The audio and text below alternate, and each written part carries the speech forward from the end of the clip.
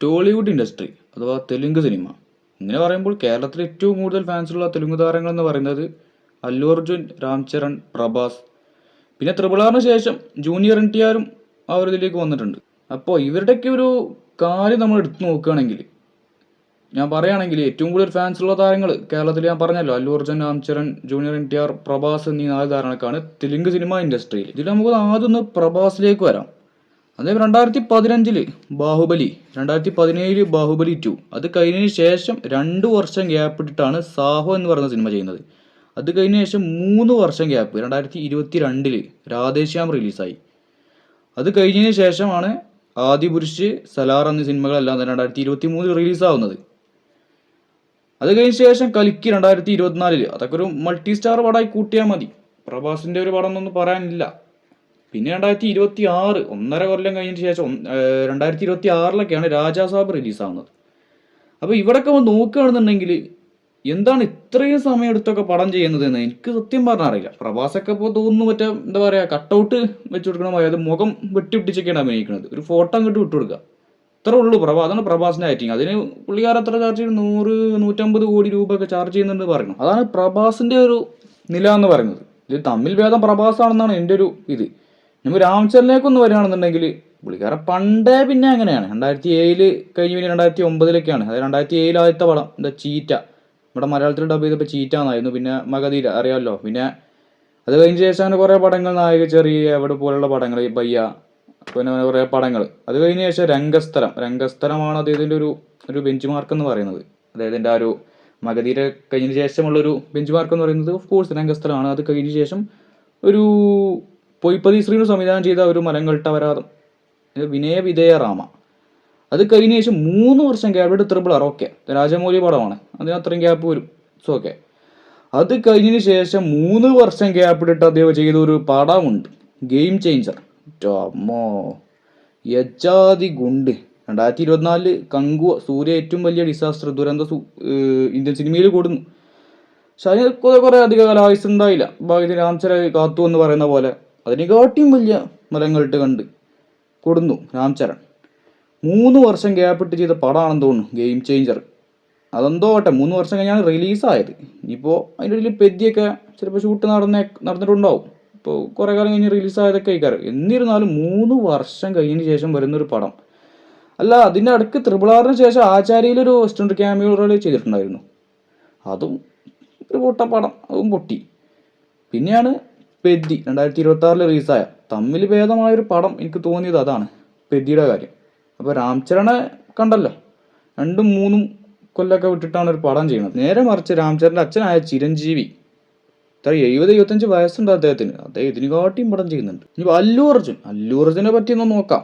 അല്ലു അർജുനാണെന്ന് തോന്നുന്നു ഇതിൽ ഏറ്റവും ദയനീയം. അതായത് 2020 അങ്ങ് വൈകുണ്ഠപുരം.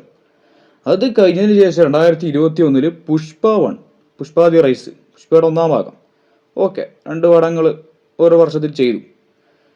അത് കഴിഞ്ഞ ശേഷം 2024 വരെ, അത് കഴിഞ്ഞ ശേഷം 2024 അതിലൊരു പടം ഇറങ്ങുന്നത്, പുഷ്പ 2. പോട്ടെ, പുഷ്പ 2 ഷൂട്ടൊക്കെ കഴിഞ്ഞ് വരട്ടെ. അത് കഴിഞ്ഞപ്പോൾ 2026 1.5 വർഷമായി. ഈ ഡിസംബർക്ക് 2 വർഷമാവും റിലീസായിട്ട്. എന്തോന്നടേ, ഇത്ര ഒരു എന്താ പറയുക, എത്ര ഗ്യാപ്പിൽ വരുന്ന എന്താണെന്ന് എനിക്കറിയില്ല. രാക്ക, ഇനിയിപ്പോൾ അദ്ദേഹത്തിൻ്റെ അടുത്ത പടം എന്ന് പറയുന്നത് രാക്കയാണ്, അറ്റ്ലി സംവിധാനം ചെയ്തെടുക്കുന്ന രാക്ക. അതിൻ്റെ റിലീസ് പറയുന്നത് 2027 ഡിസംബറാണ്. അതൊക്കെ കഴിഞ്ഞ് 23 അല്ലു അർജുൻ രോഗേഷും ഒന്നിക്കണ പടം. ആ പടമൊക്കെ ഇനി എന്ന് വരാനാണ്? ഇനിയിപ്പോൾ ഈ ഒരു നിലയിലാണെങ്കിൽ അത് 2030 പ്രതീക്ഷിച്ചാൽ മതി. അപ്പോൾ മൊത്തത്തിൽ 2020 ശേഷം അത് അഭിനയിച്ചത് അങ്ങ് വൈകുണ്ഠപുരം, പുഷ്പ 3 പടമാണ് ഈ 6 വർഷമായിട്ട് അത് അഭിനയിച്ചിരിക്കുന്നത്. ഇനിയിപ്പോൾ വരുണ്ടാവും ഈ ഒരു 2030 ആണിൻ്റെ അടുത്ത് ചിലപ്പോൾ രാക്കയും പിന്നെ 23 വന്ന്. എന്താണ് ഇത്രയും ഒരു ഗ്യാപ്പ് ഇട്ടൊക്കെ പടം ചെയ്യാന്ന് പറഞ്ഞാൽ? അല്ലു അർജുൻ തുടർച്ചയായി ഓരോ വർഷവും ഒരു പടം തന്ന ആളാണ്. പ്രഭാസിനെ മറ്റേ രാംചരനെ ഒന്നും പോലെ അല്ലായിരുന്നു. ഫാൻസിന് വേണ്ടിയിട്ട് ഒരു പടം ഒരു വർഷം എങ്ങനെയായാലും അല്ലു അർജുൻ്റെ ഒക്കെ റിലീസായിരുന്നു, കുറച്ചൊരു 8 കൊല്ലം മുന്നൊക്കെ ആയിട്ട്. പിന്നെ NTRനെ പറ്റിയെന്ന് പറയുകയാണെന്നുണ്ടെങ്കിൽ നമുക്ക് ത്രിപിൾ ആറിന് ശേഷമുള്ളത് നോക്കാം. ത്രിപിൾ ആറ് റിലീസായി. ത്രിപിൾ ആറ് കഴിഞ്ഞതിന് ശേഷം 2024 ദേവര, അതും പൊട്ടി. 2 കൊല്ലം കഴിഞ്ഞ ശേഷം എടുത്ത പടമാണ്. അത് കഴിഞ്ഞ ശേഷം 2025 ഒരു കാര്യമില്ലാതെ വാർട്ടിൽ ഒരു ഹാൻഡ് ഹീറോ കഥാപാത്രക്കായി വന്നു. എന്തിനാണെന്ന് അറിയില്ല, വേറെ ഒരു പടവും കിട്ടാത്തതുകൊണ്ടാണ്. അത് കഴിഞ്ഞ ശേഷം എന്താ ഇപ്പോൾ ഒരു ഗ്ലിംസ് ഇറങ്ങിയിട്ടുണ്ട്, NTR 31 പ്രശാന്ത് നീൽ, നമ്മുടെ KGF-ൻ്റെ. അതും ഒരു കരിപ്പൊടി യൂണിവേഴ്സ്, പ്രശാന്ത് നീലിൻ്റെ ഒരു സെയിം വൈബ് സാധനമാണ്.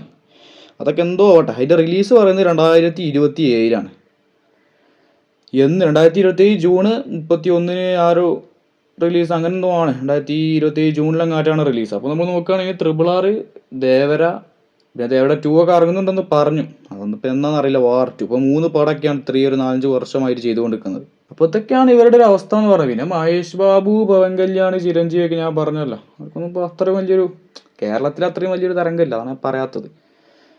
തെലുങ്കിൽ നമ്മൾ നോക്കുകയാണെങ്കിൽ അവർക്കൊക്കെ അവരുടേതായിട്ടുള്ളൊരു ഇതുണ്ട്. ഇപ്പോൾ മഹേഷ് ബാബുവിൻ്റെ വാരണാസി, ഇപ്പോൾ അതിനൊരു 3-4 വർഷം കഴിഞ്ഞപ്പോൾ രാജമൗലിൻ്റെ പടമാണ്, 3-4 വർഷം ഇപ്പോൾ അതിന് കൊടുക്കേണ്ടി വരും. ഇപ്പോൾ എങ്ങനെയാണ് തെലുങ്കിൽ ഇവരുടെയൊക്കെ, എന്തായാലും തെലുങ്കിൽ ഇവിടെ കേരളത്തിലേക്ക് കോട്ടി ഫാൻസ് ഉണ്ടാവുമല്ലോ തെലുങ്കിൽ, അവരുടെ ഡയാർഡ് ഫാൻസൊക്കെ, എങ്ങനെയാണ് ഇവരുടെയൊക്കെ ഒരു പടം എന്ന് കാലത്ത് വരാനാണ്. രാംചരനൊക്കെ പറയുന്നത് സ്ക്രിപ്റ്റ് സെലക്ഷനാണ്, ഗെയിം ചേഞ്ചർ കണ്ടു, ഗംഭീര സെലക്ഷൻ. പിന്നെ ബാക്കിയുള്ളവരുടെ കാര്യം അതുപോലെ തന്നെയാണ്. പ്രഭാസ് അവിടുന്ന് ഫോണിൽ ഫോട്ടോ അയച്ചു കൊടുക്കുന്നു, അല്ലു അർജുൻ 10 കൊല്ലത്തിൽ 3 പടം ചെയ്യുന്നു, NTR പിന്നെ എന്തോ കാട്ടി നടക്കുന്നു. ഇതൊക്കെയാണ് ഇവരുടെയൊക്കെ ഒരു ഇതെന്ന് പറയുന്നത്. ഇത്ര ഗ്യാപ്പ് ഇട്ടു, ഒരു വർഷം, ഒരു കൺസിസ്റ്റൻ്റ് ആയിട്ട് ഒരു വർഷത്തിൽ ഓരോ പടമൊക്കെ തരാനുള്ളൊരു കൽപ്പുള്ള ആൾക്കാർ തന്നെയാണ് ഇവരെല്ലാവരും. ഞാൻ ആരോഗ്യക്കേടോ അങ്ങനെ ഒന്നുമില്ല ഇവർക്കൊന്നും. ഞാൻ എൻ്റെ ഒരു ഇത് പറഞ്ഞു എന്ന് മാത്രമേ ഉള്ളൂ. അല്ലാതെ പടം അഭിനയിക്കണം എന്നൊക്കെ അവരുടെ ഇഷ്ടമാണ്. എത്ര കൊല്ലത്തിൽ, 10 കൊല്ലത്തിൽ 1 പടം 2 പടമൊക്കെ അത് അവർ തീരുമാനിക്കേണ്ട കാര്യമാണ്. ഞാൻ ഒന്ന് പറഞ്ഞു എന്ന് മാത്രം. ഇവിടെയാണ് നമ്മുടെ വിജയ്, സൂര്യ, ഇവരൊക്കെ മാതൃകയാവുന്നത്. ഒരു വർഷത്തിൽ 1 പടമെങ്കിലും വിജയിൻ്റെതൊക്കെ, വിജയ് ആ CM ആവുന്നതിന് മുന്നേ എന്തായാലും ഒരു പൊങ്കൽ ടൈമിൽ, പൊങ്കലിനോ ദീപാവലിക്കൊക്കെ ആയിട്ട് ഒരു പടം എന്തായാലും ഷുവറായിരുന്നു വിജയുടെ ഒക്കെ ഒരു പടം എന്ന് പറയുന്നത്. ഇപ്പോൾ സൂര്യനെ കണ്ടല്ലോ, സൂര്യൻ്റെ പടം ഇപ്പോൾ കറുപ്പ് കഴിഞ്ഞാൽ 2-3 മാസം ഗ്യാപ്പ് ഇട്ടാണ് ഓഗസ്റ്റ് 14 അതിന് അടുത്ത പടം വരുന്നത്. അത് കഴിഞ്ഞ ശേഷം ഗലാട്ട, അതായത് ജിത്തു മാധവൻ സംവിധാനം ചെയ്യാൻ പോകുന്ന പടം, എൻ്റെ പേരതാണെന്നാണ് പറയണത്. അത് പൊങ്കലിന് റിലീസാവുന്ന പറഞ്ഞത് 2027. അതിപ്പോൾ മാറ്റി 2026 ആവുമെന്നാണ് പറയുന്നത്. ഷൂട്ടിംഗ് അല്ല തന്നെ നേരത്തെ തീരുന്നതുകൊണ്ട്. ഈവൻ രജനീകാന്ത് വരെ, ഇത്രയും പ്രായമായ രജനീകാന്ത് വരെ ചെയ്യുന്നുണ്ട് ഇവരെയും കാട്ടിയും പടം. അപ്പോൾ തമിഴിൽ നല്ലൊരു ആരാധകർക്ക് നല്ലൊരു ഇതാണ്. ഇവരുടെ പടമൊക്കെ ഇടയ്ക്കിടയ്ക്ക് കാണാം, തെലുങ്കിലെ പോലെയല്ല. ഇനിയിപ്പോൾ അവിടെ മലയാള ഇൻഡസ്ട്രി, മോളിവുഡിൽ ഇൻഡസ്ട്രിക്ക് വന്നാൽ പിന്നെ നമുക്കറിയാലോ, നമുക്ക് ലാലേട്ടനൊക്കെ ഒരു വർഷം 2-3 പടങ്ങൾ വരെ വരാം. ഹിന്ദിയിലോട്ട് പോവുകയാണെങ്കിൽ സൽമാൻ ഖാൻ പിന്നെ ഒരു വർഷമൊക്കെ പടം വരുന്നുണ്ട്, പക്ഷെ അതൊന്നും ഒക്കെ പൊട്ടുകയെന്നാണ്. അമീർ ഖാൻ ഇപ്പോൾ കാണാനല്ല. പിന്നെ ഷാറൂഖ് ഖാൻ ഇപ്പോൾ എത്രയോ 4 വർഷത്തിന് ശേഷം ഗ്യാപ്പ് ഇട്ടൊക്കെ വന്ന് 3 പടം ചെയ്ത് 3 ബ്ലോക്ക് ബസ്റ്ററൊക്കെ അടിച്ച് ഇപ്പോൾ 3 കൊല്ലമായിട്ട് പിന്നെ മൂപ്പരെ കാണാനില്ല. ഇനിയിപ്പോൾ കിങ് വരുന്നുണ്ട് 2026. ഈ വർഷം റിലീസുണ്ട് ഷാറൂഖ് ഖാൻ്റെ പടം. അപ്പോൾ ഇങ്ങനെയൊക്കെയാണ് ഇവരുടെയൊക്കെ ഒരു സ്ഥിതി എന്ന് പറയുന്നത്. ഇതിൽ ഏറ്റവും ദയനീയമായിട്ട് എനിക്ക് തോന്നിയിട്ടുള്ളത്, അത് ഓഫ് കോഴ്സ് അത് ചെപ്പണ്ടികളുടെ നാട് തന്നെ.